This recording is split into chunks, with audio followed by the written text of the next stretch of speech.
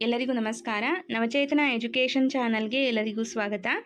ಇವತ್ತಿನ ಸೆಷನ್ನಲ್ಲಿ ನಾನು ಸಾಮಾನ್ಯ ಜ್ಞಾನ ವಿಷಯವನ್ನು ಆಯ್ಕೆ ಮಾಡ್ಕೊಂಡಿದ್ದೀನಿ. ಇದು ನಿಮಗೆ GPSTR, PSTR ಮತ್ತು HSTR ಎಲ್ಲ ಸ್ಪರ್ಧಾತ್ಮಕ ಪರೀಕ್ಷೆಗಳಿಗೆ ಉಪಯುಕ್ತವಾಗಿರುತ್ತೆ.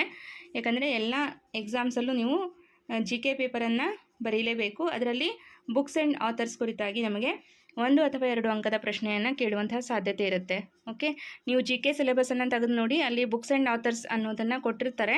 ಸೊ ಹಾಗಾಗಿ ಅದಕ್ಕೆ ಸಂಬಂಧಪಟ್ಟಂತೆ ನಾನಿವತ್ತು 25 ಪ್ರಶ್ನೋತ್ತರಗಳನ್ನು ಪಟ್ಟಿ ಮಾಡಿದ್ದೀನಿ. ವಿಶೇಷವಾಗಿ 2025-26ರಲ್ಲಿ ಬಿಡುಗಡೆಯಾದಂತಹ ಪ್ರಸಿದ್ಧ ಪುಸ್ತಕಗಳನ್ನು ಆಧರಿಸಿದ ಪ್ರಶ್ನೋತ್ತರಗಳು ಇವತ್ತಿನ ಸೆಷನ್ನಲ್ಲಿರುತ್ತೆ. ಪರೀಕ್ಷಾ ದೃಷ್ಟಿಯಿಂದ ಬಹಳ ಇಂಪಾರ್ಟೆಂಟ್ ಆದಂತಹ ಸೆಷನ್ ಇದಾಗಿರುತ್ತೆ. ಓಕೆ, ಸೊ ಈಗ ಮೊದಲನೆಯ ಪ್ರಶ್ನೆ ಈ ರೀತಿ ಇದೆ. 2025ರಲ್ಲಿ ಪ್ರಕಟವಾದ Mother Mary comes to me ಪುಸ್ತಕದ ಲೇಖಕರು ಯಾರು ಅಂತ ಇದೆ.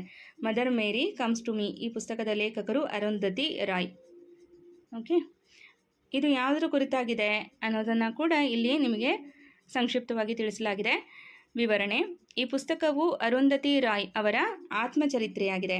ಓಕೆ, ಇದು ಅರುಂಧತಿ ರಾಯ್ ಅವರ ಆತ್ಮಚರಿತ್ರೆಯಾಗಿದ್ದು, ಕೇರಳದಲ್ಲಿ ಕ್ರಿಶ್ಚಿಯನ್ ಮಹಿಳೆಯರ ಆಸ್ತಿ ಹಕ್ಕುಗಳಿಗಾಗಿ ಹೋರಾಡಿದ ತಮ್ಮ ತಾಯಿ ಮೇರಿ ರಾಯ್ ಅವರ ಜೀವನವನ್ನು ಕುರಿತು ಇದು ವಿವರಿಸುತ್ತದೆ. ಓಕೆನಾ. ಸೊ ನೆಕ್ಸ್ಟ್ ಎರಡನೆಯ ಪ್ರಶ್ನೆ.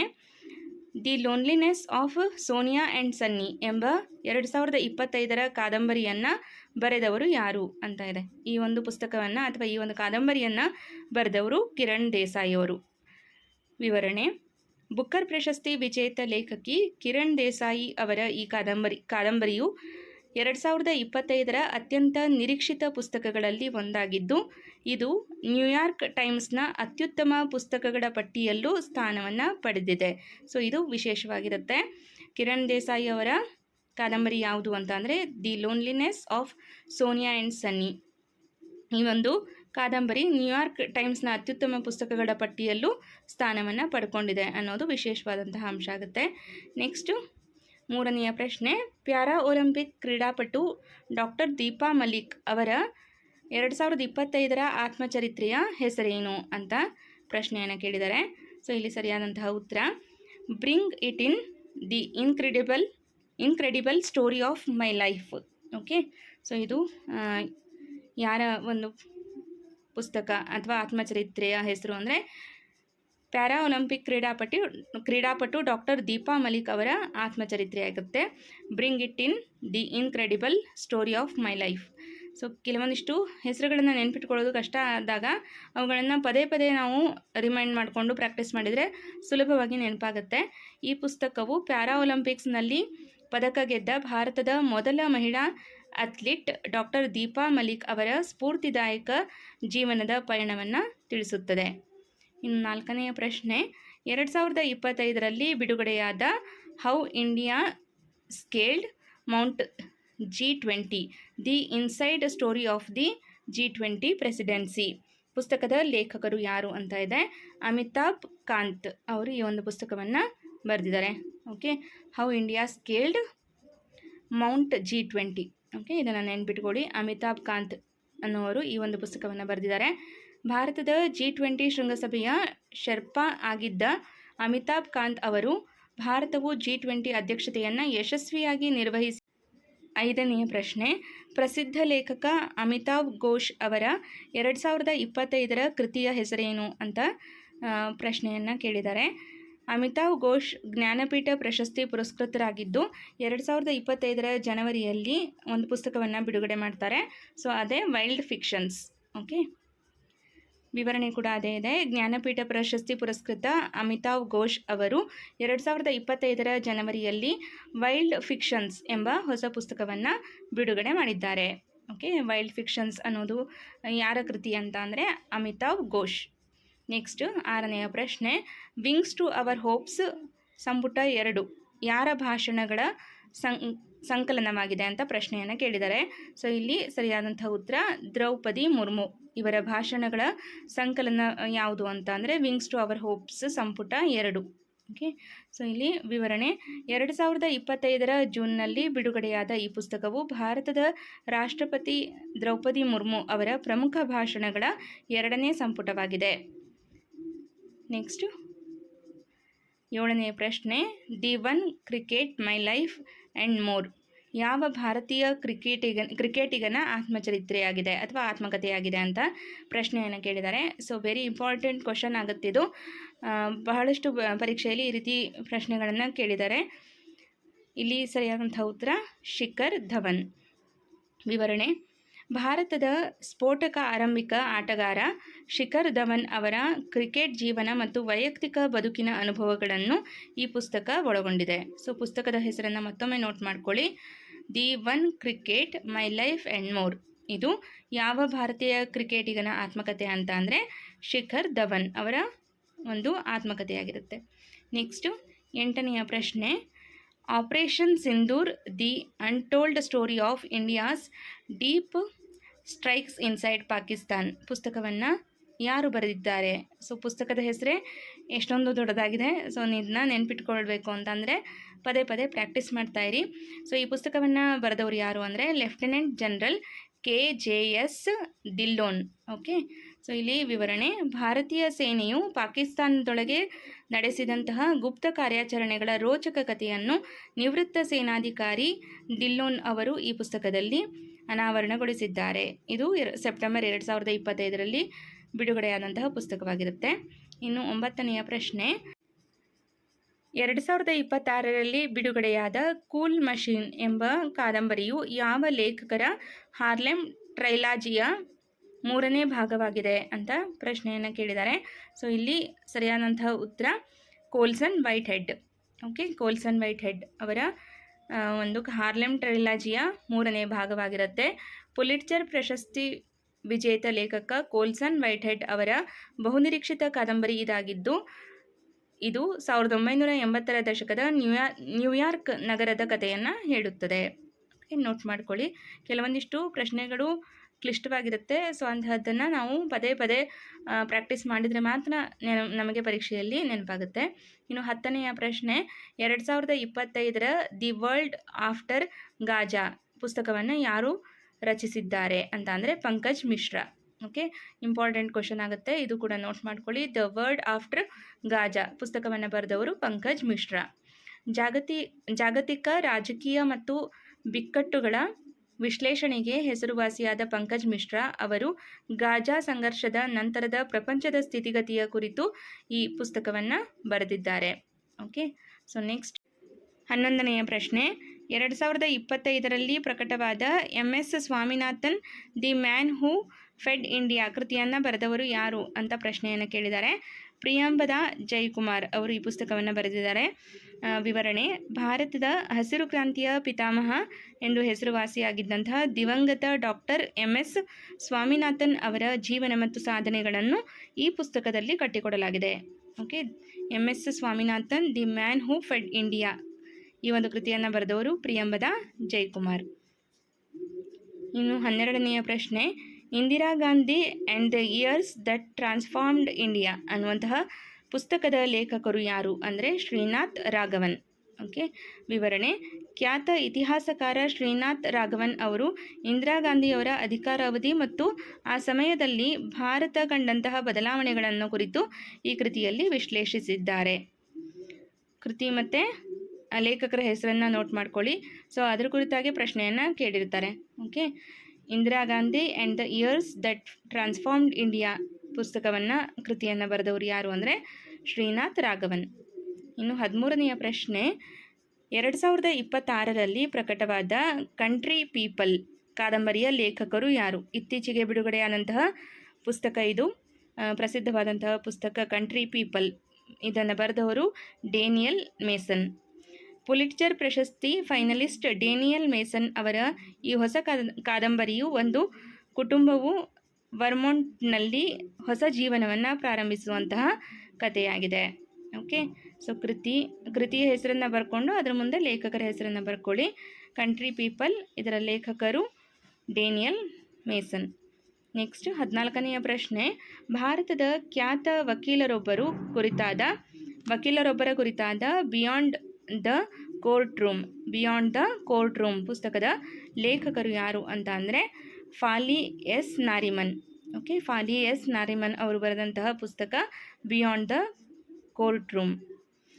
ವಿವರಣೆ: ದಿಗ್ಗಜ ನ್ಯಾಯವಾದಿ ಫಾಲಿ ಎಸ್ ನಾರಿಮನ್ ಅವರ ಕಾನೂನು ಹೋರಾಟಗಳು ಮತ್ತು ನ್ಯಾಯಾಲಯದ ಆಚೆಗಿನ ಅವರ ಚಿಂತನೆಗಳನ್ನು ಈ ಕೃತಿಯು ಒಳಗೊಂಡಿದೆ. ಇನ್ನು 15ನೆಯ ಪ್ರಶ್ನೆ, AI ಇನ್ ಟ್ರಯಲ್ ಎಂಬ 2025ರ ಕೃತಿಯನ್ನು ರಚಿಸಿದವರು ಯಾರು ಅಂದರೆ Sujit Kumar. Okay, AI in trial ಅನ್ನುವಂತಹ ಕೃತಿಯನ್ನು ಬರೆದವರು ಸುಜಿತ್ ಕುಮಾರ್.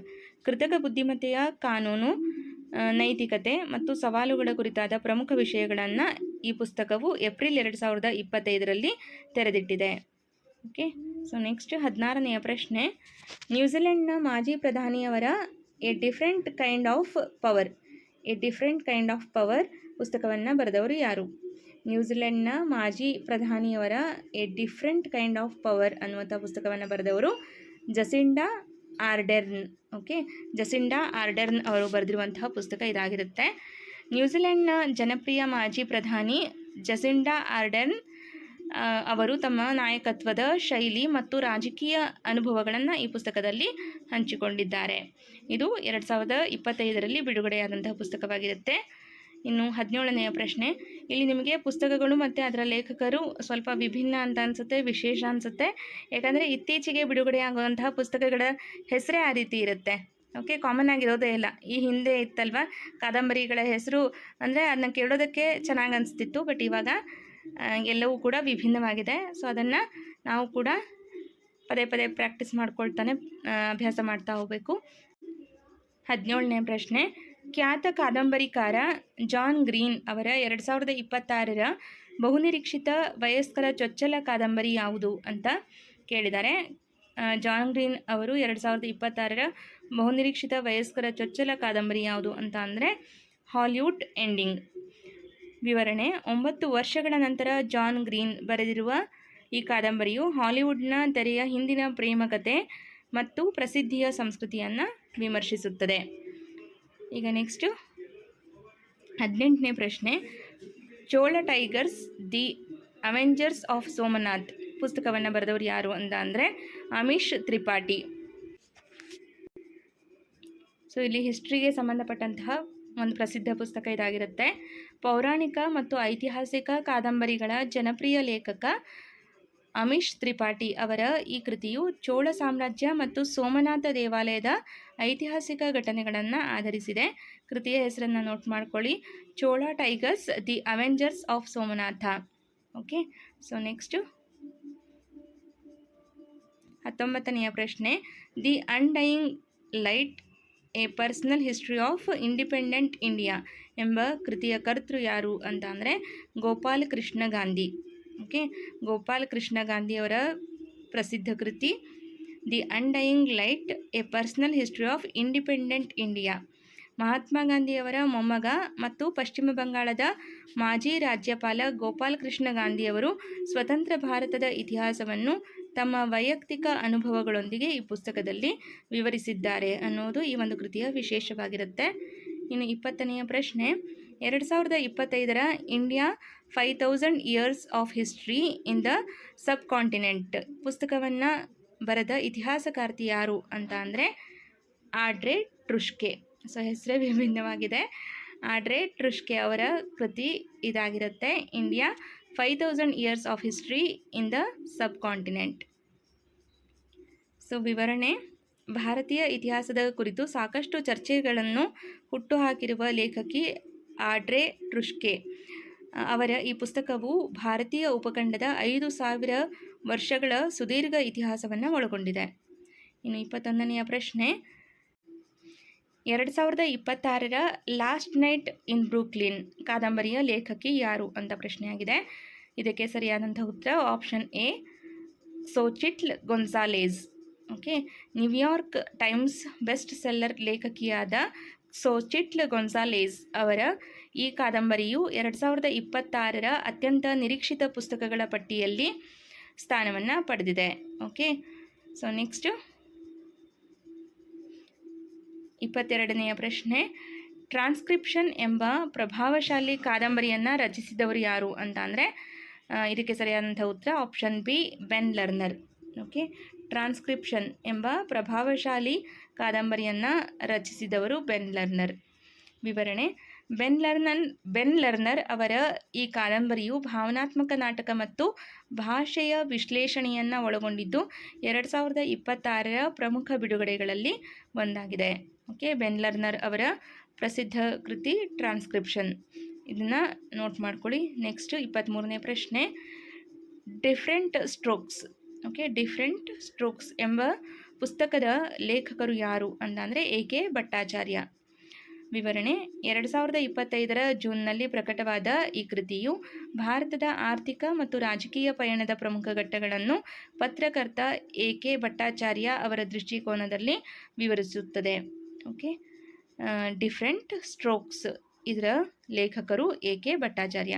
ಸೊ ಇದಿಷ್ಟನ್ನು ನೆನ್ಪಿಟ್ಕೊಂಡ್ರೆ ಸಾಕು. ನೀವು ಒಂದು ಲಿಸ್ಟ್ ಮಾಡ್ಕೊಳ್ಳಿ, ಒಂದು ಕಡೆ ಕೃತಿ ಮತ್ತು ಅದರ ಲೇಖಕರ ಪಟ್ಟಿಯನ್ನು ಮಾಡ್ಕೊಳ್ತಾ ಹೋಗಿ. ಬುಕ್ಸ್ ಆ್ಯಂಡ್ ಆಥರ್ಸ್ ಕುರಿತಾಗಿ ನಮಗೆ 1 ಅಥವಾ 2 ಅಂಕದ ಪ್ರಶ್ನೆ ಖಂಡಿತವಾಗ್ಲೂ ಕೇಳ್ತಾರೆ. ಅದರಲ್ಲೂ ಇತ್ತೀಚೆಗೆ ಬಿಡುಗಡೆಯಾದಂತಹ ಪುಸ್ತಕದ ಬಗ್ಗೆ ಪ್ರಶ್ನೆ ಆಗಿರುತ್ತೆ. ನೆಕ್ಸ್ಟ್ 24ನೆಯ ಪ್ರಶ್ನೆ, ಸೌಮಿತ್ರಾ ಚಟರ್ಜಿ ಆ್ಯಂಡ್ ಹಿಸ್ ವರ್ಲ್ಡ್ ಪುಸ್ತಕದ ಲೇಖಕಿ ಯಾರು ಅಂತ ಅಂದರೆ ಸಂಘಮಿತ್ರಾ ಚಕ್ರವರ್ತಿ. ಓಕೆ, ಸಂಘಮಿತ್ರಾ ಚಕ್ರವರ್ತಿಯವರ ಕೃತಿ Soumitra Chatterjee and his world. Okay, ವಿವರಣೆ: ಭಾರತೀಯ ಚಿತ್ರರಂಗದ ದಂತಕಥೆ ಹಾಗೂ ಸತ್ಯಜಿತ್ ರೇ ಅವರ ನೆಚ್ಚಿನ ನಟರಾಗಿದ್ದ ದಿವಂಗತ ಸೌಮಿತ್ರಾ ಚಟರ್ಜಿ ಅವರ ಬದುಕು ಮತ್ತು ಸಾಧನೆಗಳ ಬಗ್ಗೆ ಸಂಘಮಿತ್ರಾ ಚಕ್ರವರ್ತಿಯವರು ಈ ಕೃತಿಯನ್ನು ರಚಿಸಿದ್ದಾರೆ. ನೆಕ್ಸ್ಟ್ ಕೊನೆಯ ಪ್ರಶ್ನೆ, 2025ರಲ್ಲಿ ಬಿಡುಗಡೆಯಾದ the emergency diaries years that forced a leader ಪುಸ್ತಕವನ್ನು ಬರೆದವರು ಯಾರು ಅಂದರೆ ಬ್ಲೂಕ್ರಾಫ್ಟ್ ಡಿಜಿಟಲ್ ಫೌಂಡೇಶನ್ ಅವರು ಈ ಒಂದು ಪುಸ್ತಕವನ್ನು ಬಿಡುಗಡೆಗೊಳಿಸಿದ್ದಾರೆ. The emergency diaries years that forced a leader. Okay, ಭಾರತದಲ್ಲಿ ಹೇರಲಾಗಿದ್ದ ತುರ್ತು ಪರಿಸ್ಥಿತಿಯ ದಿನಗಳ ಅನುಭವಗಳು ಹಾಗೂ ಆ ಸಂದರ್ಭದಲ್ಲಿ ರೂಪುಗೊಂಡ ನಾಯಕತ್ವದ ಕಥೆಯನ್ನು ಈ ಕೃತಿಯು ಅನಾವರಣಗೊಳಿಸುತ್ತದೆ. ಓಕೆ, ಸೊ ಇವತ್ತು ಒಟ್ಟು 25 ಪ್ರಶ್ನೋತ್ತರಗಳನ್ನು ನಾನಿಲ್ಲಿ ಪಟ್ಟಿ ಮಾಡಿದ್ದೆ.